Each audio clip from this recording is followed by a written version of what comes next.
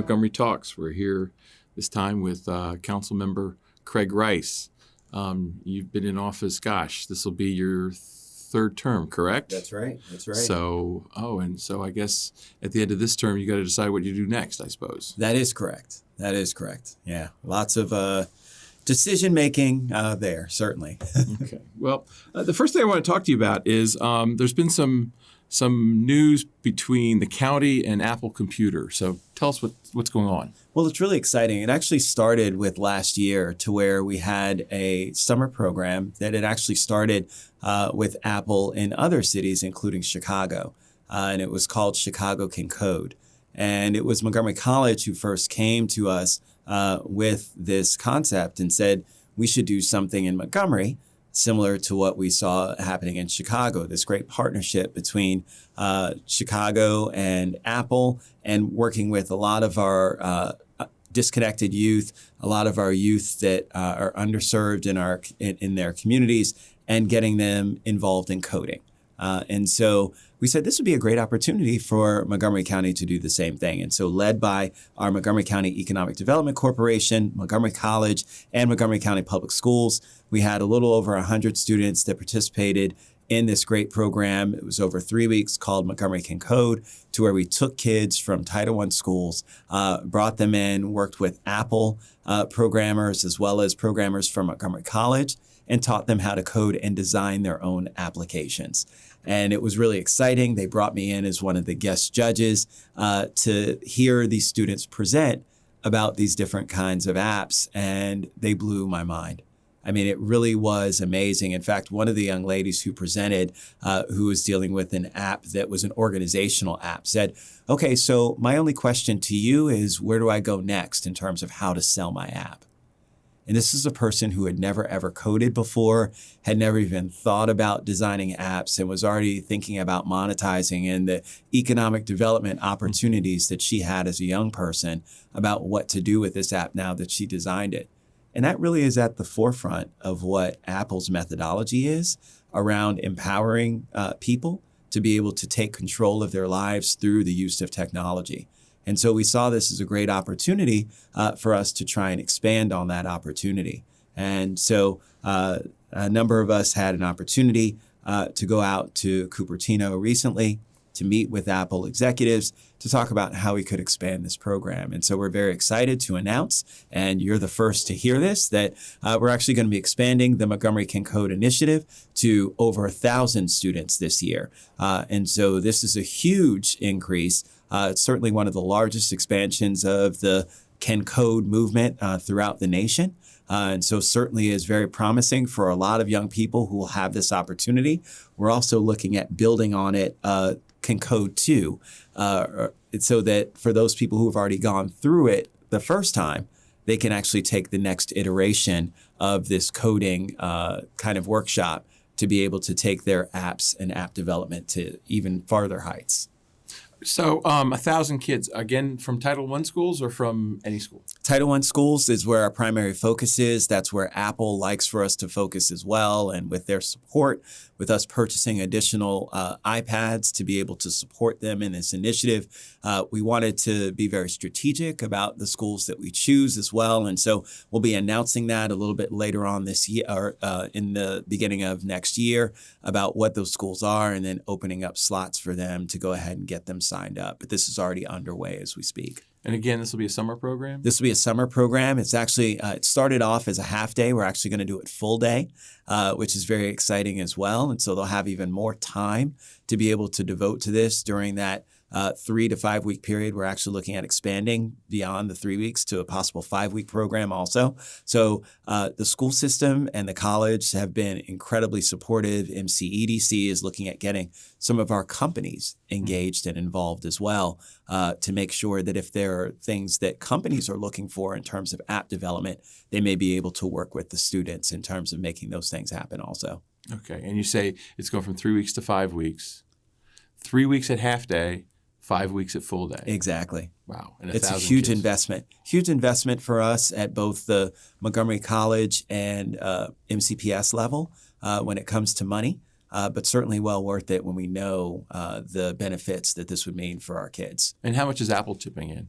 Apple is actually not chipping in money at this point. They do personnel support, so they're actually doing people. So they actually have their staff that come in and do the support for Montgomery College staff. What we've asked Apple in terms of their investment is in working with us on Apple iPad purchases. And so working on discounts for those, as well as helping us with some of the future app development and being able to send some of those and give those students support if they wanted to take it to the next level of trying to pursue it with our Apple Store. Okay, and you say this is going to be a significant investment. How much money are we talking? We're talking roughly about $500,000 overall. So, not when you compare it to the size of the school system's budget or to Montgomery College's budget, isn't that significant, but it is a significant amount of money and shows the investment and the belief we have in what this program can accomplish for us. Mm-hmm. And how old are these kids?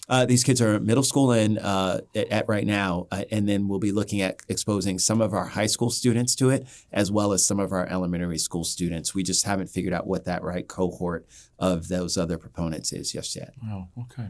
With this information, once they go through this program, does this provide any sort of well, you have high school students. Does it provide any high school credit, or is this just purely extracurricular? Well, we're talking about actually certification. So the folks who actually go through the first are in their first steps. So they're actually Swift 1 at the basic level. As you get into Swift 2, you actually start certification. It's actually marketable to where you could actually do and work under the auspices of that certification. And so from that perspective, for the people who've done it the first time and then come back for the second, would actually have a marketable skill that they could actually be employed and actually do some things, whether it's internships or whatever the case may be. They're not full-fledged programmers at that point, but certainly ones in which they could actually do a little bit more in terms of that coding.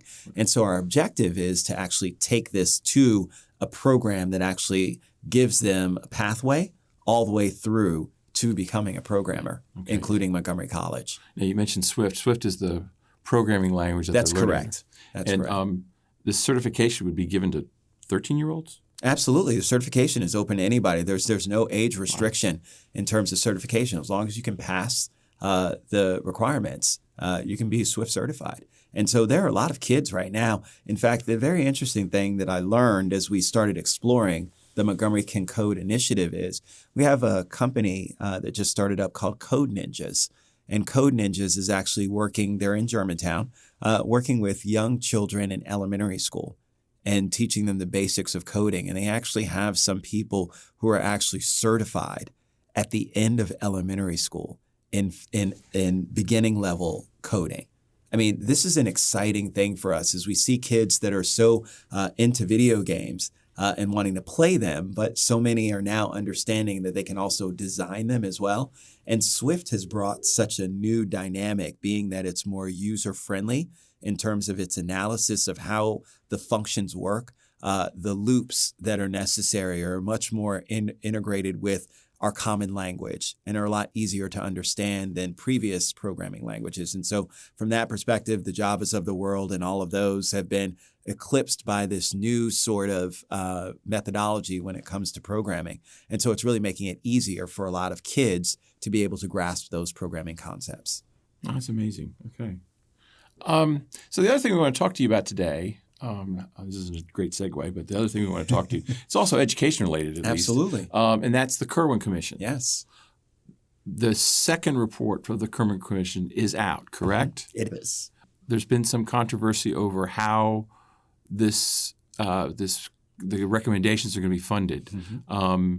We're talking, was it $3 billion? That's right. $3 billion worth of new programs that the commission is calling for, and there's no funding source. That's right. So first, obviously, we want to talk about the funding source, but talk about the recommendations. What exactly are the recommendations? Sure. So the recommendations are broken into 5 categories. The first of them is early childhood education, focusing on pre-K, making sure that all children have the best start they can to a strong educational future. one in which we know highlights and exacerbates the achievement opportunity equity gap that we see in our schools.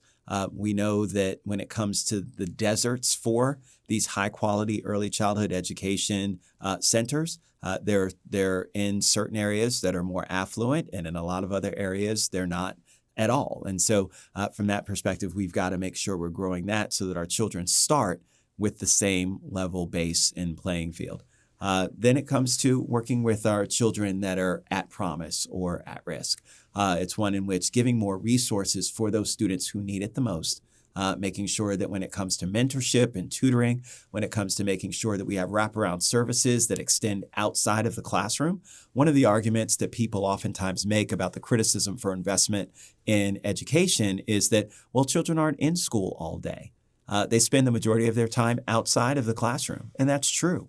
And so if we're really going to create a system that supports the whole child, it's got to be one that addresses the mental health of the child. It's got to be one that makes sure that the parents are well supported in terms of the information that they need to help their children to be successful. All of those things are embodied in this report. And oh, by the way, for those who think that we have a discipline problem in our schools, there's some of that in there that's well, because we know that kids act out for certain reasons. Either it's something that's happening at home, something that's happening internally with themselves that they don't like. And those are things that are helped by building these true community schools. Third, when it comes to our teachers, obviously our teacher cohort is incredibly important, and we need to make sure that teachers are paid commensurate with the level and expectation that we have of them of what they need to do with our children. And so from that perspective, it's obviously working with them to make sure that we have a career ladder that reflects the work and investment that they're putting in at becoming the best teacher they can for our children, but then also holding them accountable. And making sure that folks just don't stagnate, that folks have incentive to keep moving and keep retooling themselves so that they can be the best and the brightest minds when it comes to the new and innovative ways in which to reach our children and educate them. Fourth, when it comes to making sure that we have a governance and accountability model, ensuring that folks always are understanding that when we're investing money, we have to make sure that it's going to the right places. The Office of Legislative Oversight report that we just recently did in Montgomery County that talked about money following the child and making sure that the results are commensurate is incredibly important.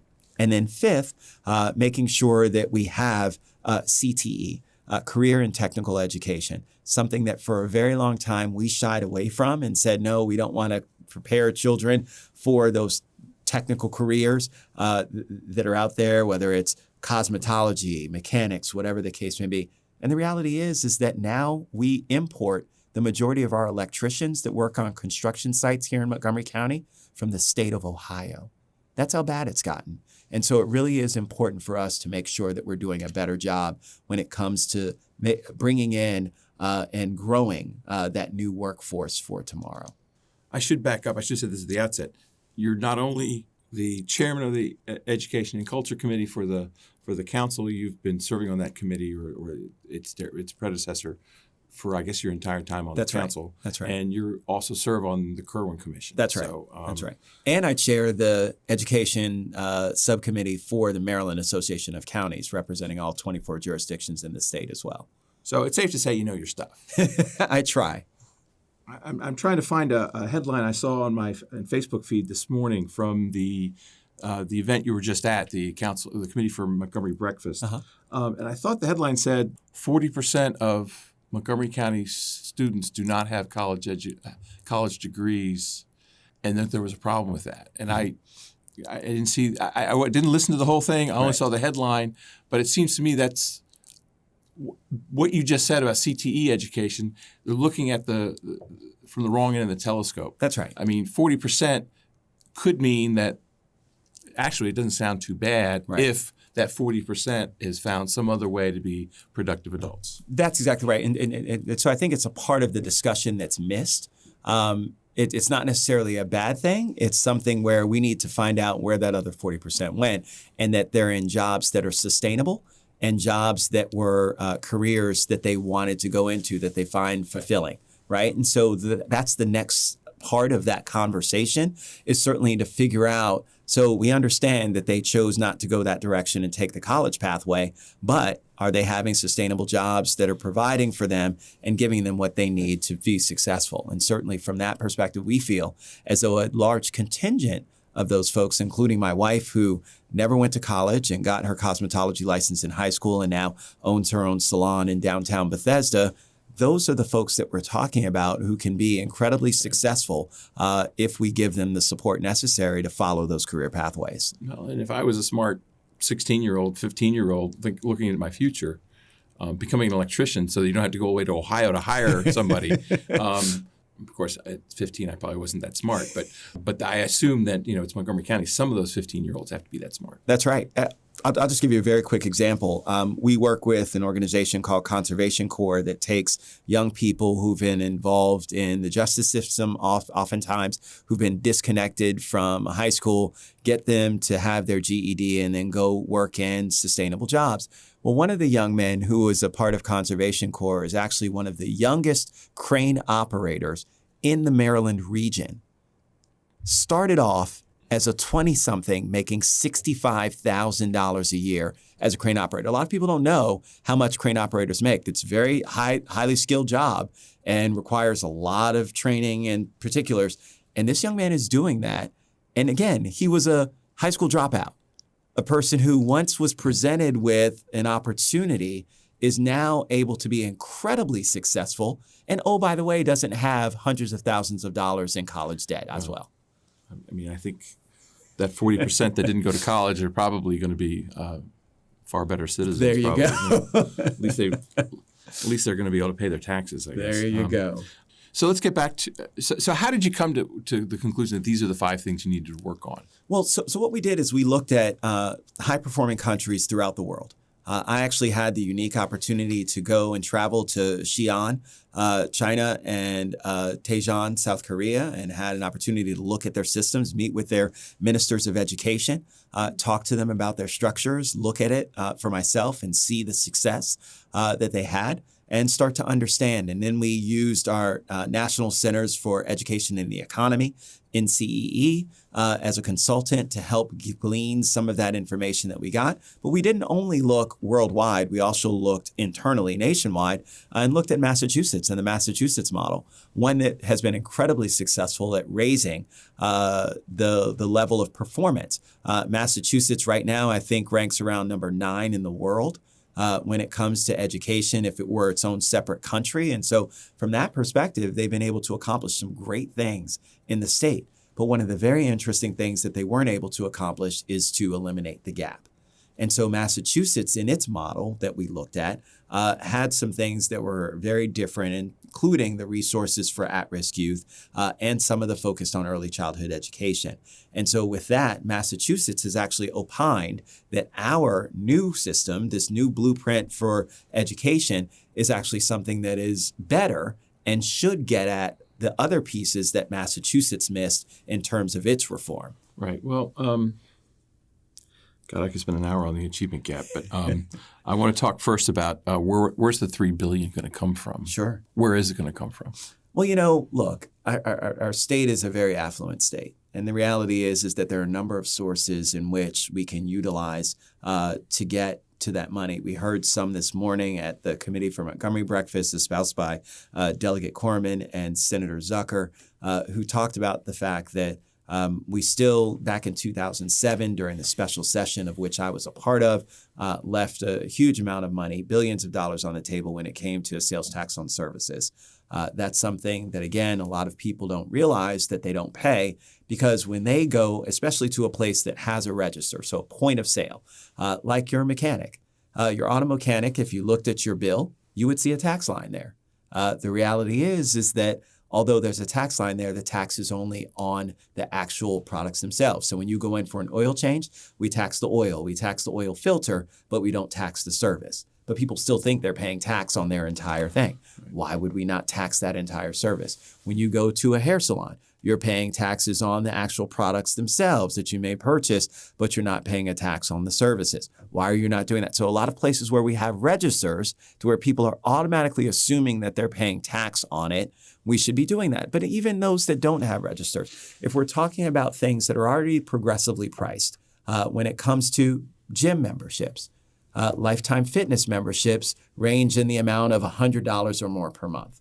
Or you can go to Planet Fitness or something like that for $15 a month. So taxing something like that actually makes complete sense. It's a progressive structure already innately just on how they've developed it as an industry. But at the same time, there's huge amounts of money that are left on the table when it comes to these entities. No one is going to say, oh, because you're charging me a tax on working out, I'm now going to stop working out. And a lot of those companies, because of how they've structured their pricing, will probably eat those costs. If they're marketing a $10 or $15 membership, they're not going to change it to $15.80 because of a tax that's implemented. And so those are the kinds of things where I think that we have money that's out there. Gaming, of course, is one where we left huge amounts of money on the table when we expanded the table games and gave, our concessionaires a huge windfall of money. And then there are a number of other smaller sources that are out there, including marijuana and others that folks have espoused. So there's so many different things that are out there, Doug. Honestly, it's easy to come up with kind of combination of them together. The hard part is figuring out what those things are. Are you going to get any sort of funding source through this governor? I would hope that Governor Hogan, who says that he's pro-economic development, would understand that you can't have economic development without investment in education. It's incredibly important. There isn't a single company who locates anywhere in the world who doesn't look at their education system before they locate there.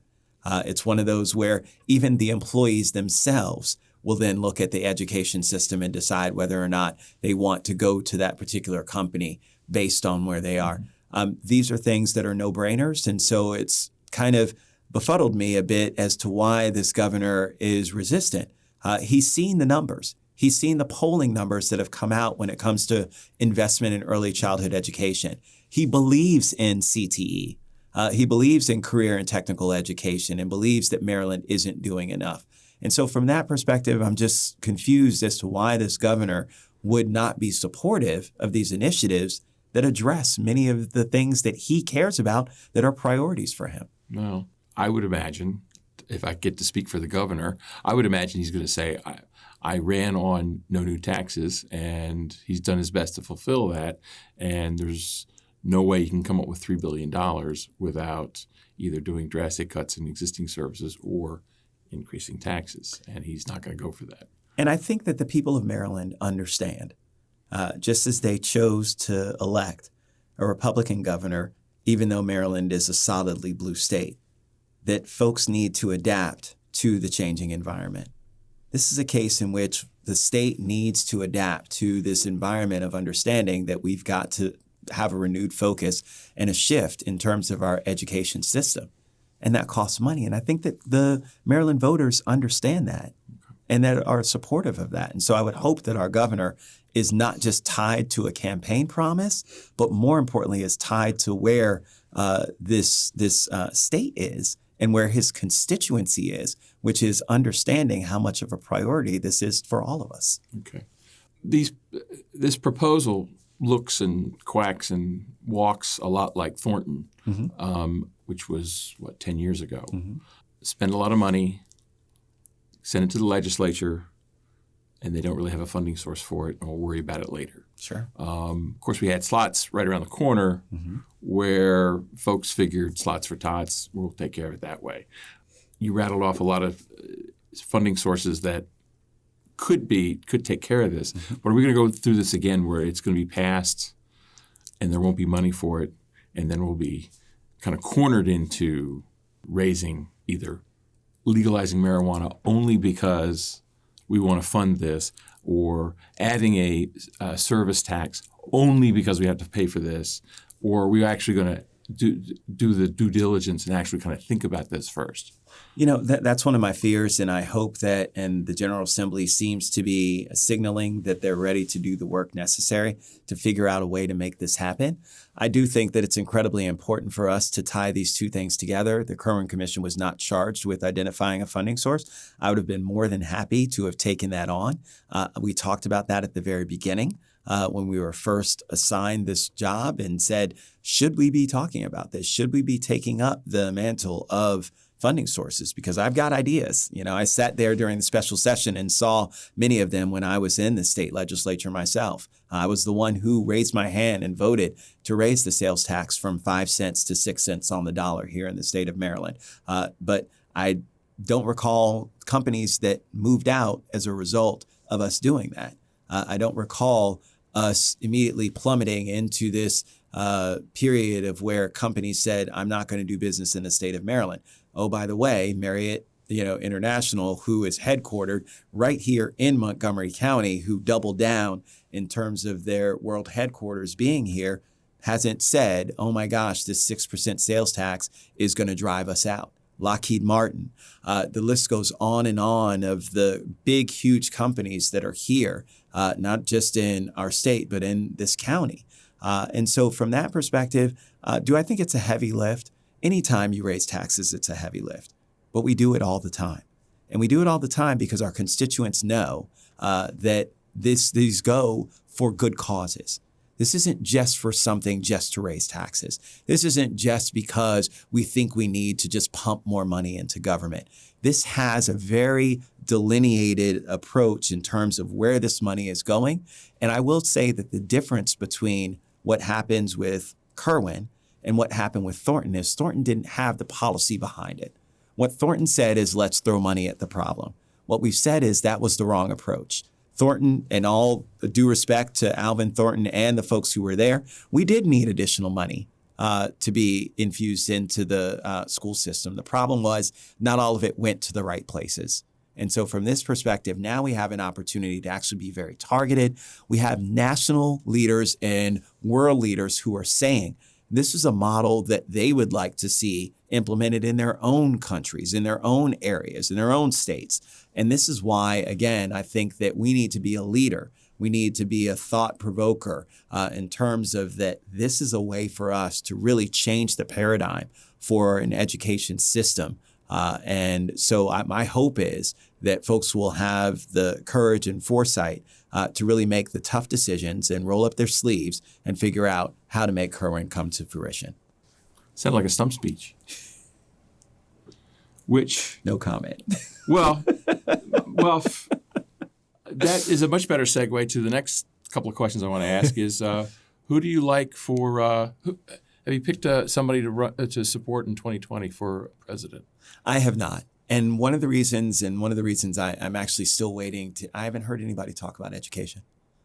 It's a very interesting thing. We talk about free college, but we haven't talked about K through 12. We haven't talked about early childhood education. We haven't talked about that kind of policy. We always talk about healthcare. We always talk about defense. We always talk about all the things. But the reality is that the federal government for years, for decades now, has not fully funded IDEA funding, nor Title I. And so we've languished at about 16% when the federal government promised 40% for all of our states. And so from that perspective, we have not done enough at the federal level. And so I'd like to see a presidential candidate who's talking about doing more when it comes to education. And I haven't heard that yet. Just talking about free community college, the reality is the people who benefit from that are the people who can afford it. The people who really need it the most, it's still not going to give them what they need. And we need to do more when it comes to K through 12 education to really get them the opportunities, not just to go to community college. They should have options to go anywhere. And so if you really want to change and turn the system on its head, it's not just about giving something free to folks. It's about making sure that the equitable policy of being able to go anywhere and being able to afford to do that should be where our focus is. Okay. How about 2022? Who do you think ought to be the next governor? The next governor for the state of Maryland should be a person who's a centrist, who understands that we have to have people all working together on all sides, understanding that economic development and education go hand in hand, understanding that transportation involves mass transit as well as roads, a person who understands that the environment is not an enemy of development. Bringing all of those sides together as a convener is where we need to go next. The governor pitched a good idea of trying to do that, but he hasn't made that happen. He'll claim to you that he's reached across the aisle, but if you ask anyone who's across the aisle, they'll tell you that's not the case. And it's modeled by the simple fact that Britt Kirwan, the chair of the Kirwan Commission, has reached out to the governor multiple times to ask to meet with him to discuss some of the issues that he had with the Kirwan Commission recommendations and been rebuffed. I myself, as the leader of MACO's Education Subcommittee, have reached out to the governor and asked the governor for a meeting to sit down to identify things that we could do differently as a part of the report that would elicit the governor's support. Been rebuffed. That's not what a person who reaches across the aisle does. A person who reaches across the aisle is a person who, within MACO, gets all 24 jurisdictions to come together around support of the Kirwan initiatives and figure out a way to have everybody from rural to Western to urban all coming together and saying, this is a policy we need to move forward. That's the kind of governor we need. Okay. Well, who is that? That's still to be determined. Okay. Is that person available, though? I think that person's out there. There's no question. Okay. Are they in the legislature? Are they somewhere else? I'm sure they're around. All right. And do you have a pick for the Congressional District 7 race? No, it was very surprising, and I think it caught us all off guard. And so, from that perspective, we'll see what happens. There are a lot of people that are lining themselves up, and so but I don't have a dog in that fight. Yeah, well, it's far away, but yeah, the number of candidates is amazing. It's one of those. Well, if you think about it, I mean, it's kind of like our county executive race, or our county council race. It's one of those where when you have an open seat, people see an opportunity. I would hope that people aren't doing it just for the opportunity, and they really are committed to making change. One of the things that I think is problematic with us in elected office is we have too many people who just want to seize opportunities and see it from that perspective instead of a person who's committed to doing the work, a person who's always wanted to see change happen in their community and then actually want to roll up their sleeves and make that change happen. Those are the kinds of elected leaders that we need now more than ever, folks who are committed to doing the work that's necessary to really bring about that change for everybody, bring us all together. Okay. All right. Thank you, Mr. Rice. I appreciate the conversation. Thank you very much, Doug. It's been awesome. I look forward to coming back and talking to you more about many other things that are going on. Excellent. This has been Montgomery Talks. I'm Doug Tallman, senior reporter at Montgomery Community Media. Our engineer today was Carolyn Raskowskis. Join us next time.